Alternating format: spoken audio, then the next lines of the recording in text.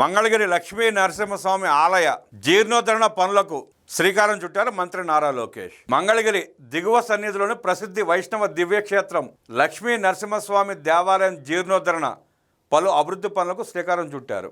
ఈ మేరకు ఆలయ అభివృద్ధి కోసం చేపట్టాల్సిన చర్యలపై ఉండవల్లి నివాసంలో అధికారులతో మంత్రి నారా లోకేష్ సమీక్ష నిర్వహించారు. అధికారులు తమ ప్రతిపాదనను పవర్ పాయింట్ ప్రజెంటేషన్ ద్వారా వివరించారు.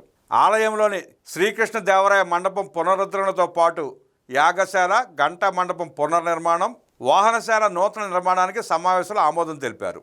ఆయా జీర్ణోద్ధరణ అభివృద్ధి పనులను ఆలయ సాంప్రదాయాలకు అనుగుణంగా చేపట్టాలని లోకేష్ ఆదేశించారు. ఆలయం వెలుపల చేపట్టాల్సిన పలు అభివృద్ధి పనులపైన పలు సూచనలు చేశారు.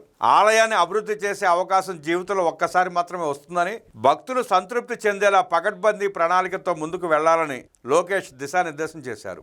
6 కోట్ల రూపాయల వ్యయంతో మంగళగిరి లక్ష్మీ నరసింహస్వామి దేవాలయంలో పలు జీర్ణోద్ధరణ అభివృద్ధి పనులను చేపట్టనున్నారు. జూలై 3వ తేదీన ఆయా పనులకు శంకుస్థాపన చేయనున్నారు. దాతల నుంచి విరాళాల సేకరణపైన సమావేశంలో చర్చించారు.